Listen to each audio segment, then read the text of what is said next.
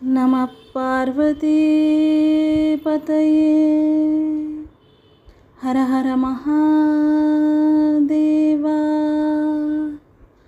தெய்வத்தின் குரல் 3ஆம் பாகம் 63ஆம் பகுதி. சமூக தனி வாழ்க்கை நெறிகள் பரோபகாரம். ஹிந்து சமூகத்தின் தோஷம். எந்த கட்டுப்பாடும் இல்லாத ஹிந்து சமூகம்தான் இந்த பெரிய தோஷத்துக்கு பாத்திரமாகிக் கொண்டிருக்கிறது. மற்ற மதஸ்தருக்கு சக்தி வாய்ந்த ஆர்கனைசேஷன்கள் இருக்கிற மாதிரி நம் சமூகத்தை கவனிக்க யார் இருக்கிறார்கள்? மடம் என்று வைத்துக்கொண்டு உங்கள் பணத்தை எல்லாம் வாங்கி கொண்டு குருஸ்தானம் கொண்டாடி கொண்டிருக்கிற என்னால் தான் என்ன பிரயோஜனம்? ஆசேது ஹிமாச்சலம். இந்த தேசத்தில் எங்கே ஒரு அனாதை ஹிந்து செத்துப்போனாலும் அவன் சரீரத்தை சாஸ்திரப்படி சம்ஸ்காரம் பண்ணுவதற்கு ஒரு ஏற்பாடு செய்ய எனக்கு கையாலாகவில்லை.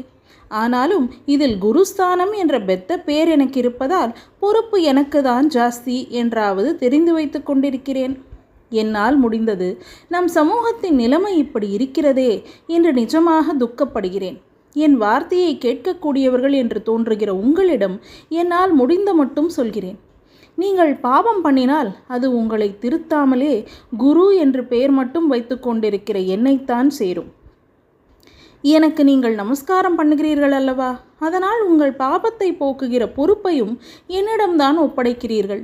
அனாதை பிரேதம் ஒரு பக்கம் இருக்கட்டும். இந்து சமூகமே அனாதையாக இருக்கிற இப்போது இந்த சமூகத்தை நாதனுள்ளதாக்கி அது சாஸ்திரப்படி புனிதமாக விளங்கும்படி பண்ண வேண்டிய கடமையை நான் தான் கண்ணும் கருத்துமாக ஆற்றியாக வேண்டும். இந்த அனாதை பிரேத சம்ஸ்காரத்துக்காகத்தான் ஒவ்வொரு ஊரிலும் இந்து மத ஜீவாத்ம கைங்கரிய சங்கம் என்று ஆரம்பிக்க சொல்லி வந்தேன். அநேக ஊர்களில் அப்படி ஏற்பாடு பண்ணி நன்றாக உருவாகியும் இருக்கிறது. முக்கியமாக கும்பகோணத்தில் இந்த சங்கம் ரொம்பவும் நன்றாக நடந்து வருகிறது. ஆஸ்பத்திரிக்காரர்களும் முனிசிபாலிட்டிக்காரர்களும் ஜெயில் அதிகாரிகளுமே இந்த சங்கத்துக்காரர்களை கூப்பிட்டு தங்களிடம் சேரும் அனாதை பிரேதத்தை ஒப்புக்கிற அளவுக்கு அங்கே இந்த உத்தமமான தொண்டு வேர் பிடித்து விட்டது. இதற்காக தனி சங்கம் இல்லாவிட்டாலும் அந்தந்த ஊர் பஜனை கோஷ்டிகளே வார வழிபாடும் மற்ற பொதுநலப் பணிகளும் பண்ணுவதோடு அனாதை பிரேத சம்ஸ்காரத்தையும் சேர்த்து கொள்ள வேண்டும்.